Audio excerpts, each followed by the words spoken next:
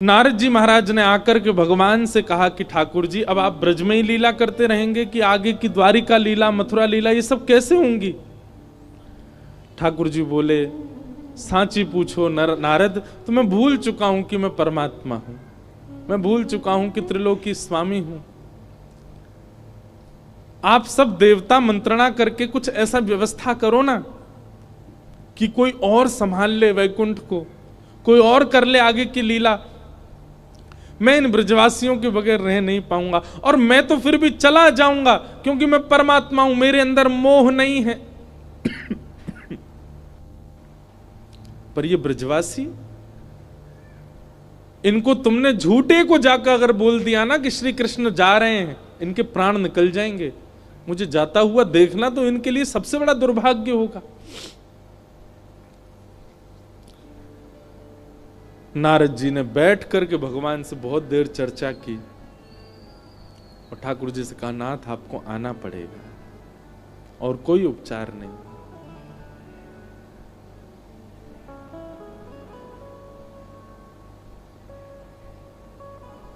अक्रूर जी महाराज वृंदावन आए और वृंदावन आकर के नंद बाबा यशोदा मैया से कही, कंस ने एक धनुर्यज्ञ किया है और उस धनुर्यज्ञ में आपके दोनों पुत्रों को आमंत्रित किया है। यशोदा मैया बोली, इतने राक्षस भेजे वाने हमारे लाला मारवे के काजे और अब निमंत्रण भेज रहे हो? बोले नहीं नहीं, आपको शायद कोई गलत सूचना मिली, वो राक्षस कंस ने नहीं भेजे हैं। कंस तो इन दोनों को सम्मानित करना चाहते हैं। हमने सुना कुछ दिन पहले बहुत जोर की बारिश हुई तो इन्होंने गिरिराज्य उठा लिए थे, सब आप सबकी रक्षा की। तब से महाराज कंस के नित्य मन में चलता है कि कृष्ण बलराम दोनों आवे और उनको मैं सम्मानित करूं। सम्मान देने वाला कभी राक्षस भेज सकता है? सबके मन में तो विश्वास हो ही नहीं रहा था कंस की बातों पर ठाकुर जी ने मन बनाया कि अगर मैं नहीं बोला तो ये सब तो भेजेंगे ही नहीं।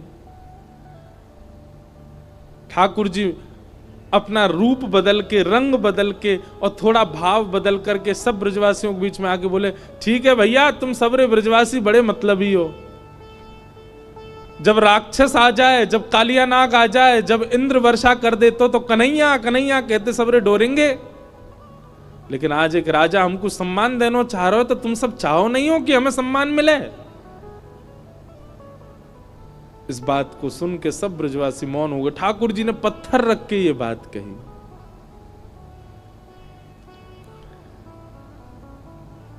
अक्रूर जी महाराज ले जाने के लिए आए हैं श्री ठाकुर जी को।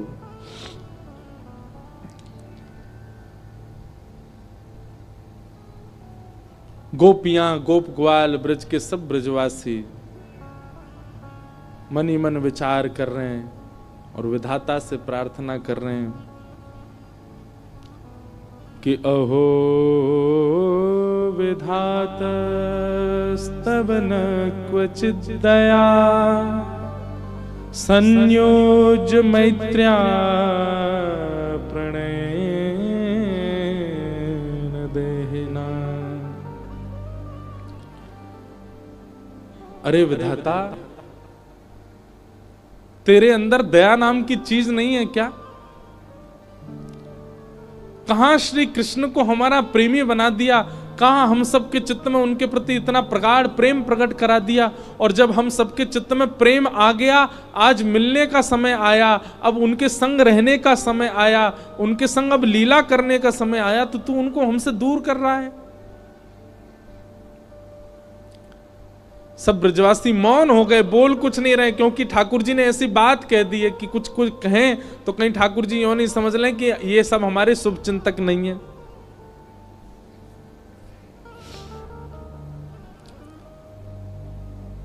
सब ब्रजवासी आज अपने घर नहीं गए, नंद भवन के द्वार पर बैठे हैं और पूरी रात सब सूर्य नारायण से प्रार्थना कर रहे हैं, हे सूर्य नारायण, आप कल उदित मत होना, क्योंकि आपके उदित होते ही लाला हमें छोड़ के चलो जाएगो। रात में यशोदा मैया श्री ठाकुर जी को अंग से लगा करके सो रही है, लिपट के सोते हैं मैया से। मैया को तो थोड़ी घबराहट हो रही है कि मेरो लाला 2 दिन के काजे मथुरा जा रहा है, पर ठाकुर जी के हृदय में तो इतनी वेदना है, इतनी वेदना है।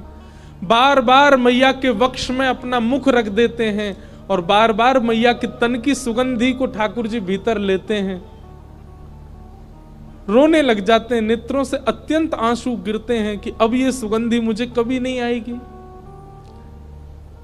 अब मुझको नींद कैसे आवेगी मैया से लिपटे बगैर? मैं कैसे बताऊं मैया को कि मैं छल कर रहा हूं इनके संग, अब मैं चलो जाऊंगा। मैया के एक एक अंग का स्पर्श ठाकुर जी अपनी स्मृति में ले रहे हैं। मैया के हाथ कैसे हैं, मैया को वक्ष कैसो, मैया को मुख कैसो, मैया को पेट कैसो, मैया के चरण कैसे, ताकि जब जब याद आवेगी मथुरा जावे के बाद तब तब अपने हाथन को स्पर्श करके स्मरण कर ले करूंगा।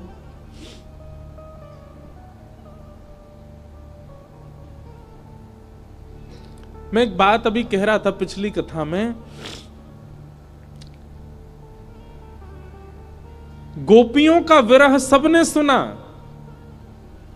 ब्रजवासियों का विरह सबने सुना, वृंदावन का विरह सबने सुना, हमारी किशोरी जी का विरह भी सबने सुना, पर श्री कृष्ण का विरह किसी ने नहीं सुना। गोपियां वेदना में हैं, ब्रजवासी वेदना में हैं, वृंदावन वेदना में हैं, सब सखियां वेदना में हैं, श्री जी भी वेदना में हैं, पर किसी ने यह विचार क्यों नहीं किया कि कृष्ण भी तो वेदना में है? और मैं व्यास मंच पर बैठ करके कह दूं, संत जनों के सानिध्य में मेरे मुख से निकल रही है ये बात, ब्रजवासी, ब्रज गोपिकाएं, वृंदावन आदि आदि जितने भी विरह हैं, इन सब का विरह एक पडले में रख दो और श्री कृष्ण का ब्रज के प्रति विरह एक पडला में रख दो। कृष्ण का विरह भारी है, पर क्योंकि वे पुरुष हैं इसलिए उनका विरह छुपा हुआ है।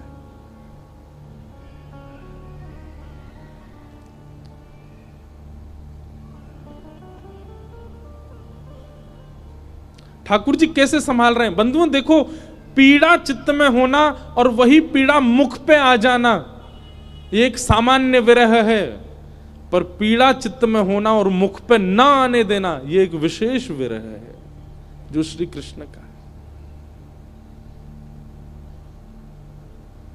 द्वारिका लीला में श्री ठाकुर जी नित्य एक ही करवट से सोते हैं। एक दिन रुक्मणी जी ने कहा कि नाथ आप करवट क्यों नहीं लेते, मैंने बहुत दिनों से देखा है आप एक ही करवट से सोते हो, आप रात में जिस तरफ मुख करके सोते सुबह भी वहीं पाते हो, कोई पीड़ा है? आप कभी सीधे नहीं होते, कभी उस तरफ मुख नहीं करते, क्यों? ठाकुर जी कहते हैं रुक्मणी, उस तरफ वृंदावन है, द्वारिका से 1500 किलोमीटर दूर है वृंदावन आज की डेट में, और जिस द्वारिका में ठाकुर जी रहते थे वो तो समुद्र में थी, और 2000 किलोमीटर मान लो। ठाकुर जी उस दिशा में चलते नहीं है, उस दिशा की ओर खड़े नहीं होते ज्यादा देर तक जिस दिशा में वृंदावन है। कितना विरह,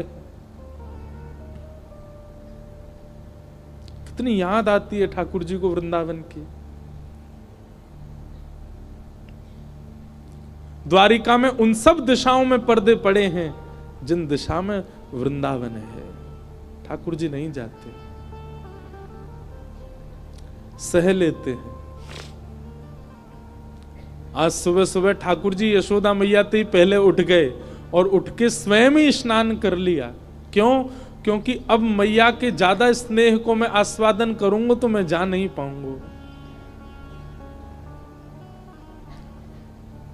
मैया उठी, आज आश्चर्यचकित है गई, बोले लाला तू नहा लियो? ठाकुर जी बोले हाँ मैया। तेने अपने आप श्रृंगार कियो? अपनो श्रृंगार नहीं किया ठाकुर जी ने, केवल एक तिलक धारण किया है, एक माला पहनी है बस, और आज ज्यादा विशिष्ट श्रृंगार में नहीं है। बोले मैया मैं जल्दी जल्दी मथुरा जाऊंगा तो फिर जल्दी जल्दी आऊंगा ना, या हमारे मोह लगी, तू तो सो रही है तो सोंदा हूं, मैं जल्दी नहा लियो मैया।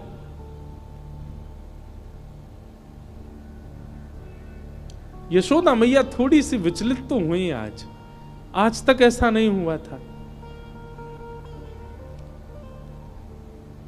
ठाकुर जी ने मन में विचार किया, अक्रूर जी से जाके कहा, अभी ब्रह्म मुहूर्त है, सुबह की बेला है, सब ब्रजवासी अभी सो रहे होंगे, मैया यशोदा नंद बाबा उठ जाएं, केवल इनको प्रणाम करके हम चलें मथुरा की ओर। अक्रूर जी महाराज बोले, जी भगवान। जैसे ही जाकर के द्वार खोला ठाकुर जी ने, असंख्य गोपियां, असंख्य ग्वाल, सब ब्रजवासी, गैया, सब खड़े हैं वहीं पर। और द्वार खुलते ही किसी के मुख से स्वर नहीं निकल रहा, पर नेत्रों से आंसू गिर रहे हैं। ठाकुर जी कह रहे हैं, अरे तुम सबरे सोए ना, तुम सब गए ना? अरे भैया इतना उदास काय को है रहे हो, इतना रुदन काय को कर रहे हो? मैं आ जाऊंगा ना, परसों आ जाऊंगा ना मैं। 2 दिना की तो बात है, ऐसे निकल जाएंगे 2 दिना तो।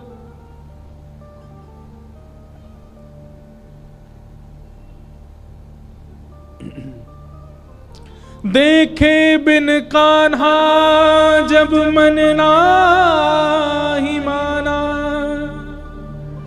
इन आंखों से आज हमने ब्रह्म पहचाना। कृष्ण चरण कमलों में मन को लगाना, इन गोपियों का ताना ये उल्हाना दर्शन का बहाना है। गोपियां बहाने बना बना करके आती हैं। घर में मक्खन धरोए फिर भी जबरदस्ती मक्खन लेवे जामे कि या बहाने कन्हैया दिख जाएगो। घर में गैया बंधी है, गोबर धरोए, पर गोबर लेवे के काजे जबरदस्ती नंद भवन में भीतर घुसे कि कन्हैया दिख जाएंगे। इन बहानों से श्री कृष्ण को नित्य देखने वाली गोपियां वो 2 दिन बिना कृष्ण के कैसे रहेंगी? भगवान के सखा मधुमंगल श्री दामा, तन सुखा मन सुखा धन सुखा सुबल तोष, सब एक कोने में बैठे। मधुमंगल आके बोले लाला तू जा तो 2 दिना को रहो, लेकिन तने एक बार भी विचार नहीं कियो ये श्री दामा ये सुबह उठते या को नियम है 11 वर्ष थे। भगवान के अधिकतर सखा सब ठाकुर जी से बड़े हैं उम्र में। हमारो नियम है 11 वर्ष थे। हम रोज सवेरे उठ करके आंख बंद करके पहले नंद भवन आमे, सबसे पहले 13 मुखमंडल देखें, वाके बाद जलपान करें लाला। तो देखे बगैर हमारे जल हलकते नीचे ना उतरे। और तू 2 दिना के काजे हमें छोड़ के जा रहा हो, हम कैसे जीवित रहेंगे? ठाकुर जी स्तब्ध हो रहे हैं, मौन हो रहे हैं। कहां समझाएं, अब शब्द नहीं है ठाकुर जी के पास। भगवान किशोरी जी के पास गए, चरणों में प्रणाम किया। राधे राधे, ये स्तुति ठाकुर जी ने ही गाई है, आज भी बरसाने में गाते हैं सब। ठाकुर जी गा रहे हैं, राधे राधे करुणामयी कृष्ण प्यारी, मेरी सुधली जो श्री वृषभानु दुलारी, मेरी सुधली जो श्री वृषभानु दुलारी। हे श्यामा जी, आप तो सब जाने, इस विश्व के कल्याण के लिए, उद्धार के लिए मेरो ब्रज से जानो कितनो जरूरी है। आप तो सब जाने श्यामा जी, मुझको आज्ञा दो। हे मनोहारिणी रासेश्वरी रस रूपा, हे रासेश्वरी रस रूपा, ब्रज विलासिनी ब्रज भामिनी ब्रज की भूपा, ओ ब्रज विलासिनी ब्रज बासन ब्रज की भूपा, ललितादिक सहचरी सर्वज्ञ स्वरूपा, ललितादिक सहचरी सर्वज्ञ स्वरूपा, मेरी सुधली जो श्री वृषभानु दुलारी, ओ मेरी सुधली जो श्री वृषभानु दुलारी। हे श्यामाजू, बस आगे की यात्रा में आप मुंह पे दृष्टि रखी हो। ठाकुर जी बिना नेत्र मिलाए चर्चा कर रहे हैं। किशोरी जी कह रही हैं, श्याम सुंदर या को उत्तर मुंह कहां देना चाहिए, आप ही बता के जाओ। ठाकुर जी बोले क्यों? बोले प्रेमी यदि जा रहे हो है तो दूसरों प्रेमी वाकु रोके नहीं, तो फिर प्रेम काय बात को? प्रेमी जा रहा है तो प्रेमी तो वाकु रोकेगो। लेकिन आप शुभ कार्य के लिए जा रहे हो, मानव कल्याण के लिए जा रहे हो, और शुभ कार्य में यदि कोई जा रहा हो तो उसको टोकना नहीं चाहिए। आप जा रहे हैं विश्व के कल्याण के लिए, मैं आपको रोकूं कैसे, मैं टोकूं कैसे? और मेरो प्रेमी जा रहा है और मैं रोकूं नहीं तो प्रेम कैसा? मुझे कहा करना चाहिए श्याम सुंदर, आप बता के जाओ। आपको आज्ञा दे दूं तो फिर मैं प्रेमी कैसी, जो अपने प्रेमी को दूर जावे की आज्ञा दे रही हूं? मैं टोक दूं, रोक दूं तो शुभ कार्य में टोक लग जाएगी। और मैं कछु ना कहूं तो प्रेमी जा रहा, और मैं कछु ना कहूं तो फिर प्रेम कैसा? मैं कहां कहूं, मुझे कहां उत्तर देना चाहिए? हे श्याम सुंदर बता के जाओ। ठाकुर जी कुछ नहीं बोले, बस चरणों की ओर देखते रहे किशोरी जी की, और रथ में विराजमान हो गए।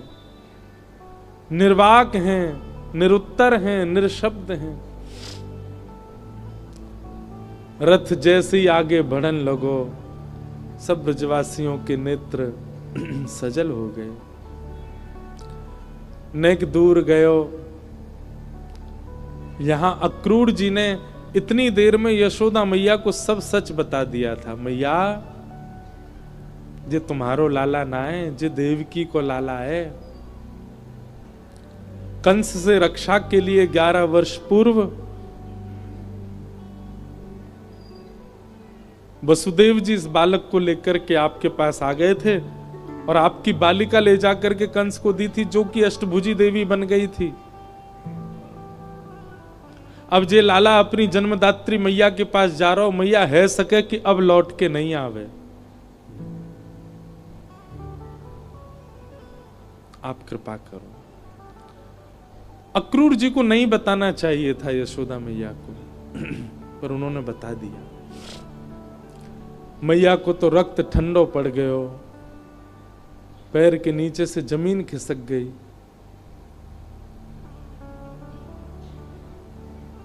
ठाकुर जी रथ में बैठ करके जैसे ही जाने लगे, थोड़ी देर बाद जब रथ के चाबुक की आवाज आई, रथ के पहियान की आवाज आई, तब मैया को होश आयो और निकल के भागी अपने भवन से। कान्हा रुक जा, अरे लाला रुक जा, कन्हैया नेक डट जा। मैया की आवाज सुनकर के श्री ठाकुर जी चलते रथ से कूद पड़े, दौड़ करके आए, मैया के अंग से लिपट गए। मैया तू काय को रो रही है? मैं आ रहा हूं ना, परसों आ जाऊंगा। मैया तू रोवे मत, ऐसे करेगी तो मैं किस जाऊंगा? लाला, मैया सर्वांगीण अंग का स्पर्श करती जा रही है ठाकुर जी के, और कह रही है लाला मोए ज्यों पता ही तू गोपीन ते झूठ बोले, तू गालन ते झूठ बोले, सबन ते झूठ बोल ले, लेकिन आज तू मोते झूठ बोल रहा है। मुझको सब पता चल गई लाला, तू मेरो लाला ना है, तू तो देवकी को लाला है। कंस से रक्षा के काजे अक्रूर जी महाराज तो मेरे पास छोड़ गए, वसुदेव जी महाराज तो मेरे पास छोड़ गए।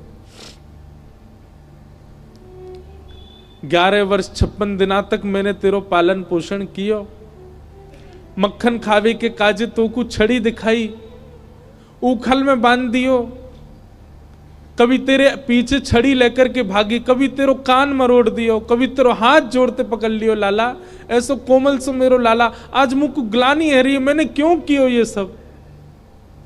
नाय मैया, तू मेरी मैया है, तू सब कर सके, तू को सबरो अधिकार है, तू अबई मोको मार ले मैया, तू को सब अधिकार है मैया, मैं तेरो ही तो हूं। लाला तेने बहुत प्रेम दियो मोको, तेने बहुत स्नेह दियो मोको, पर मैं इतनी निष्ठुर नहीं हूं कि एक मैया के प्रेमास्पद को हमेशा के लिए अपने पास रख लूंगी। मैं भी तो मां हूं, मैं भी तो समझूं कि बालक के बिछुड़वे को कष्ट कहा हुआ, आज समझ रही हूं।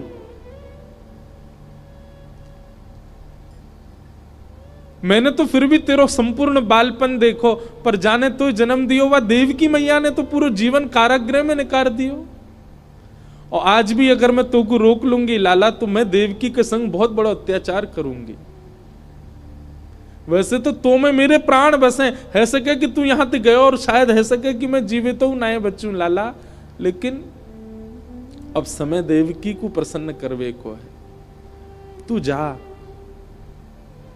मुझको एक वचन देके जा लाला, तू देवकी को नहीं बताइयो मैंने तेरो हाथ पकड़ो, कान मरोड़े, तो को उखलते बांधो, और दूसरो वचन देके जा लाला। कहा तो कुछ जब भी खबर पड़े कि यशोदा मरणासन अवस्था में है, वह समय आ जाइयो मेरे पास, तो को निहार लूंगी, तो को देख लूंगी लाला, तो चैन ते प्राण चले जाएंगे मेरे।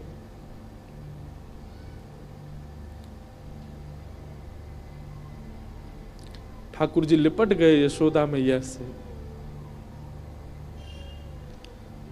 सब खड़े रो रहे हैं, अक्रूर जी तक रुदन कर रहे हैं जो ठाकुर जी को लेने आए। ठाकुर जी बोले मैया तू ब्रजवासी ने मत बताइयो ये बात, ये सब प्राण त्याग देंगे अपने, इन्हें तू यहीं रहने दियो कि मैं परसों आ जाऊंगा। और मैया तू अपना ध्यान रखियो, मैं आ जाऊंगा जल्दी। चरणों में प्रणाम करके जैसे श्री कृष्ण मुड़े हैं रथ की ओर, यशोदा जी मूर्छित हो गए। ठाकुर जी ने गोद में भर लिया, सब ब्रजवासियों से कहा मैया को संभालो। सब ब्रजवासी संभालने लगे। बार बार ठाकुर जी मन में विचार करें मैं नहीं जाऊं, पर ब्रह्मांड दिखाई देवे, त्रिलोकी दिखाई देवे, द्वारिका दिखाई देवे, जीव उद्धार दिखाई देवे, हम मानवन को कल्याण दिखाई देवे, गीता को उपदेश दिखाई देवे, महाभारत को युद्ध दिखाई देवे, अर्जुन पे कृपा दिखाई देवे। इन सब के आगे ब्रज का प्रेम तोलने का विषय नहीं है, पर अगर ये प्रेम को त्याग नहीं कियो तो वो सब नहीं है पाएगा। कलयुग में सब लोग प्रेम जानने वाले समझने वाले नहीं हैं, सब स्वार्थ से मेरी भक्ति करेंगे। ऐसे स्वार्थियों के लिए भी मुझे कुछ ज्ञान तो देना पड़ेगा।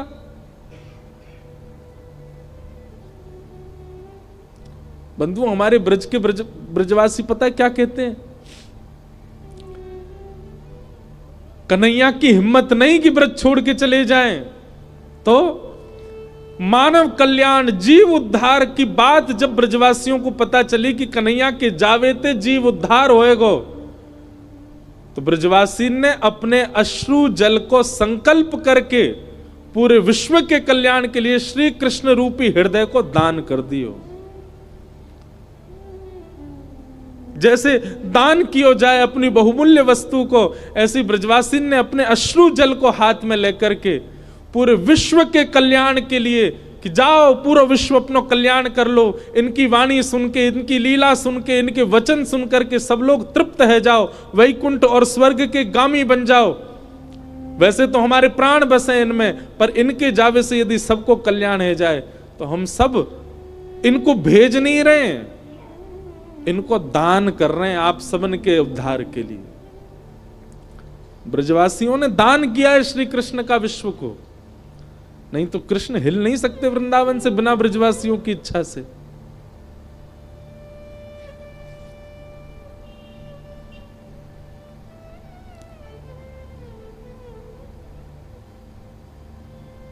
सब देख रहे हैं रथ की ओर।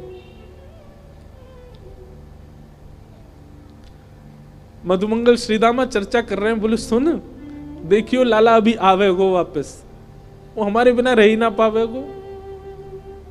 इतनो स्नेह इतनो प्रेम जो वाकू दे दियो, जा ही ना पावेगो।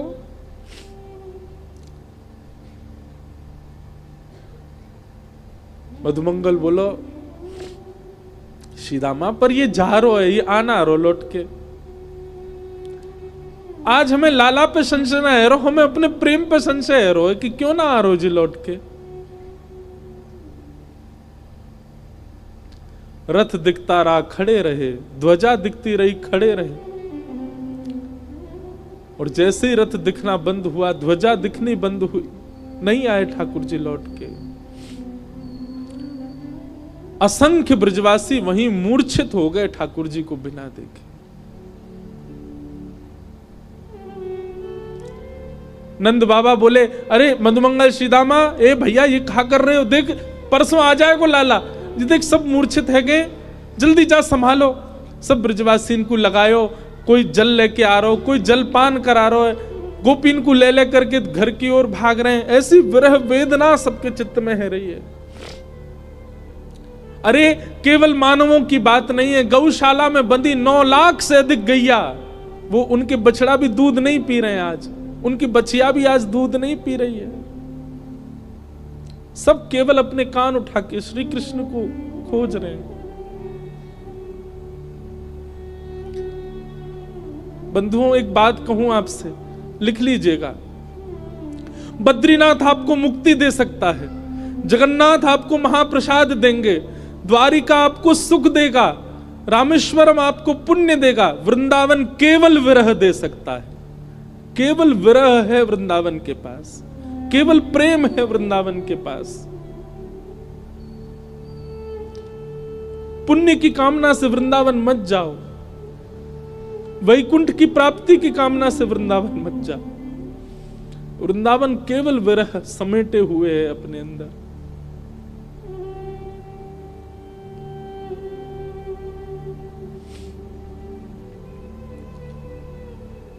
हमारे ब्रज में कहते हैं, वृंदावनम परित्यज्य पाद मेकम न गच्छति।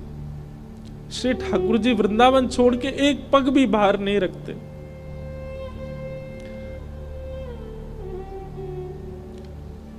तन गया है ठाकुर जी का द्वारिका मथुरा, आत्मा तो आज भी वृंदावन में ही है, प्राण तो अब भी वृंदावन में ही है श्री ठाकुर जी के। वो कभी नहीं जा सकते वृंदावन छोड़ करके। क्यों ब्रजवासियों के प्राण नहीं निकल गए कृष्ण विरह में? क्योंकि अब स्थूल रूप से भले ही कृष्ण नहीं दिख रहे हैं, सबके अंतस्थ में श्री कृष्ण बैठ गए हैं। गोपियां नेत्र बंद करके अपने अंतस्थ में ही अनुभव कर रही हैं। ऐसा लगता है कृष्ण छू रहे हैं, पर आंख खोल के देखती हैं तो है नहीं। ये अनुभव ब्रजवासियों को जीवित रखता है। प्रत्यक्ष में वो स्थिति नहीं है।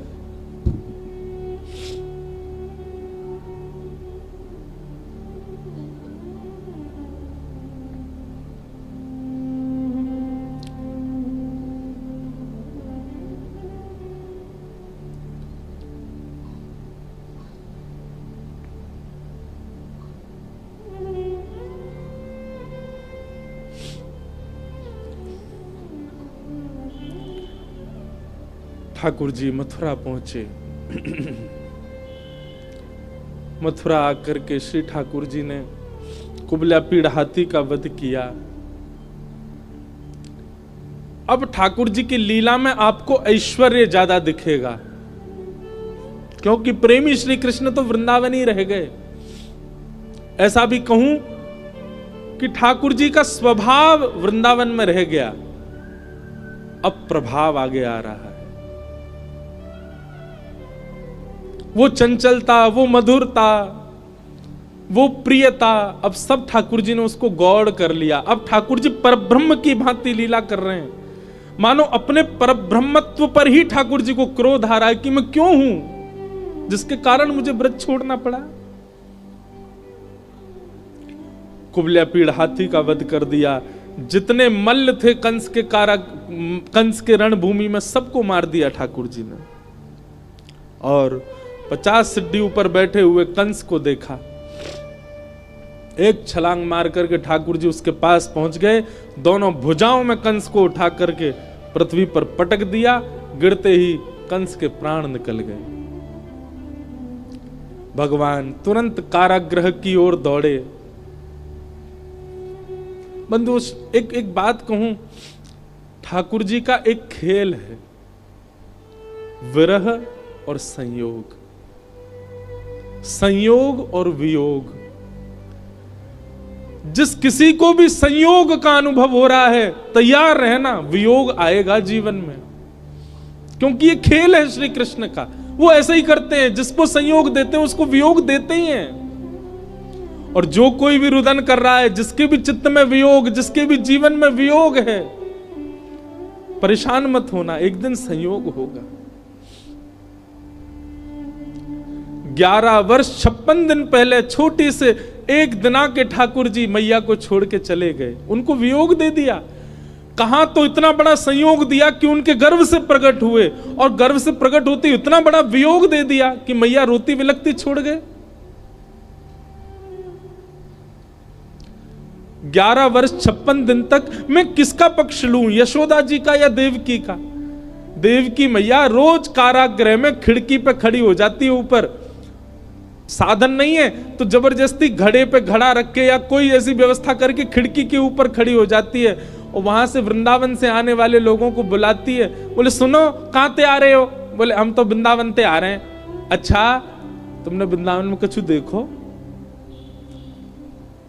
अरे बड़ी सुंदर लता गुल्म, यमुना जी, ऐसी रेणु, ऐसी गैया, ऐसे गोप ग्वाल। देवकी मैया बोले सबसे सुंदर कहा है वृंदावन में? मैया सबसे सुंदर तो यशोदा को लाला है। अरे मैया कैसो चले, कैसी बात बनावे, कैसे नैन मटकावे, वाक्य अंदर तो ऐसी सुगंधी आवे। अरे हम तो सांची पूछो, हम तो भैया देखवे जामे। द्वार वहीं खिड़की पे खड़ी खड़ी देवकी रुदन करती है, मैं कब देखूंगी अपने लाला को? काश इन्होंने यशोदा की लाला की जगह एक बार कह दिया हो तो देवकी को लाला। उनका विरह कम नहीं है। 11 वर्ष 56 दिन कहां ब्रजमंडल में इतना आनंद, इतना सुख, इतने उत्साह। कई लोग मुझे बोलते हैं ठाकुर जी क्यों, कितना बुरा किया ठाकुर जी ने ब्रजवासियों के साथ। ठाकुर जी को देवकी का विरह दिखाई दे रहा है। जहां लाखों नर नारी आनंद कर रहे थे, वहीं एक कारागृह में बैठकर के सिसक सिसक के रो रही है देवकी। पता चला जब देवकी को कि मेरे लाला ने गिरिराज जी उठाए हैं, 7 दिन तक अन्न जल नहीं पाया, केवल जल पी करके व्रत कर रही है कि मेरे लाला स्वस्थ रहे, मेरे लाला को कोई पीड़ा नहीं हो। जैसी पता चलती कोई राक्षस वृंदावन चलो गयो है, देवी की मैया उसी समय तप में बैठ जाती। हे विधाता, आप जैसे कहेंगे वैसे जीवन जीऊंगी, पूरी युवावस्था मैंने जेल में निकाल दी, बस मेरे लाला को स्वस्थ रखी हूं, प्रसन्न रखी। आज 11 वर्ष 56 दिन बाद उस कारागृह में चंदन की सुगंधी आ रही है। उस कारागृह की ओर एक प्रकाश आ रहा है।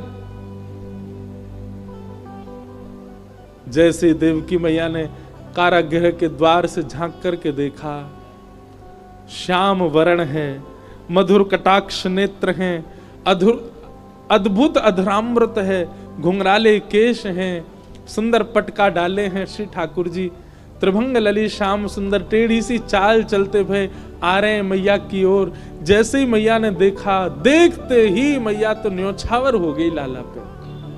मेरो कन्हैया आ गयो, मेरो लाला आ गयो। जेल के भीतर ही नृत्य करने लगी। ठाकुर जी दौड़े मैया के पास, ताला खोल के भीतर प्रवेश किया। मैया ने अपने अंक में भर लिया। 2 बार मूर्छित हो गई देवकी, ठाकुर जी को अंक में भर के। ठाकुर जी ने बहुत स्नेह किया। मैया ने लाला को हाथ पकड़ लियो और पकड़ करके बोली, लाला अब तू नहीं जाएगो मुझे छोड़ के, कहीं नहीं जाएगो, कभी नहीं जाएगो, वचन दे मुझको, नहीं तो प्राण त्याग दूंगी।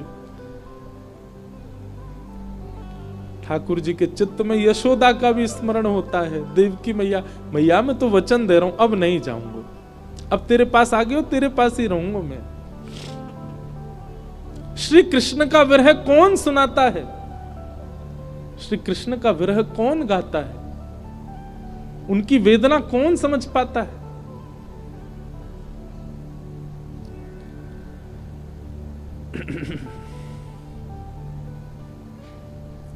ठाकुर जी ने अपने नाना उग्रसेन को मथुरा का राजा बनाया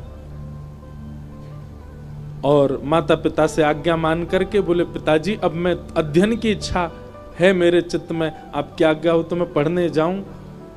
वसुदेव देवकी की आज्ञा से श्री ठाकुर जी सांदीपनी गुरुकुल अवंतिका उज्जैन पढ़ने के लिए गए और वहां सांदीपनी उपाध्याय के यहां श्री ठाकुर जी ने संपूर्ण शिक्षा ग्रहण की।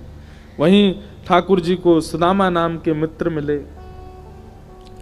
लौट करके भगवान आए, उद्धव जी महाराज को